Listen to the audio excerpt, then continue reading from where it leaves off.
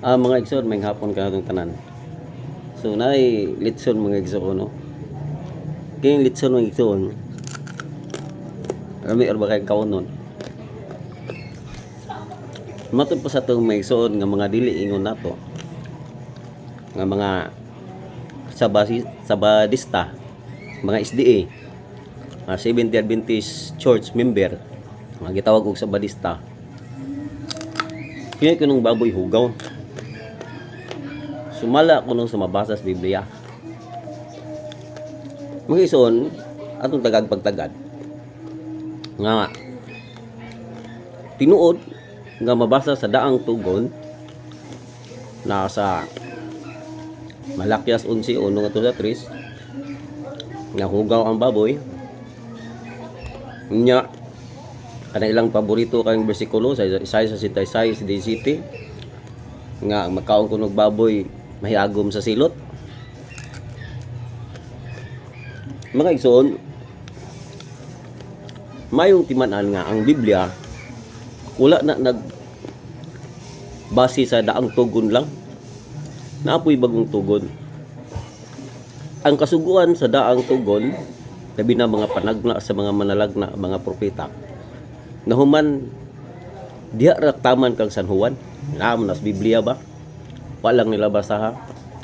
Nana sa Mateo 11:13 na matod pa kay ang tanan nga manalagna ug ang kasuguan na nagtagna hangtod kang San Juan. Sangtod lamang kang Juan. Unya sa Lucas 16:16 ang mabasa po nato mga igsoon nagingon pod nga ang kasuguan ug ang manalagna nagapadayon hangtod kang Juan.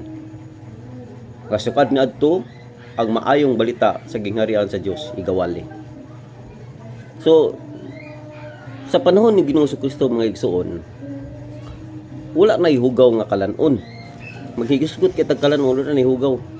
Si Kristo nagsulti ni ana. Usa ra ka bersikulo atong gamiton mga igsoon, daghan mga bersikulo nag-ingon nga ang baboy o ang karning limpyo na. Katong mga hugaw kaniya to gihugasan na, gihinluan na sa Dios. Kanilang bersikulo nga ilahang himog kontrobersyal kayo kay ilahang buhat-buhaton og laing istorya. Bisan tinuod nga naghisgot pod og kalanon. Kaya nga San Marcos City 18:19 nga ningon wala ba mo'y salabutan? Giingnan sa tong Ginoo ang mga sabadista ini, kung sabadista magaling ang siga supak-supak. Kung sa may giingon diha, wala ba mo'y salabutan nga ang tanan nga mosulod agi sa tawo dili makahugaw niya kay mogawas ra sa hilit nagdapit. Ug ang tumoy sa maong istorya mga igsoon ningon dito nga hinlo na ang tanang kalanon. Ug sa English pa giingon sa King James version, purging all meats. Sa tupad hinlo na ang tanang flesh o meats. Kay kanang meat flesh man of the animals. Kana bang flesh sa pork, beef, ug kanang lamb, ug daghan pa nga mga flesh. Hinlo na. Si Kristo mismo namulong ang ambot ni ato nga igsoon nga mga sabadista di man mutuo sa sulti ni Kristo. Nga si Kristo man gyud mo'y namulong ana.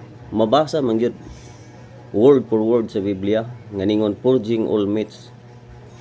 Ila man ang i-divert sa nang hinaw kuno, tinuod man na nang hinaw da, pero giklaro ni Kristo sa iyang paabot sa iyang tumoy sa iyang istorya, hinlo na ang tanang kalanon. So muna nga kining litson hinlo ni. Dili ni makapaimpirno. Muna ang atong ikatubag may tungod nga na may so daghan magong bersikulo na pero jutay ra atong panahon. Labi na bisita. Ato nya nang i-live po mga igsoon. Salamat.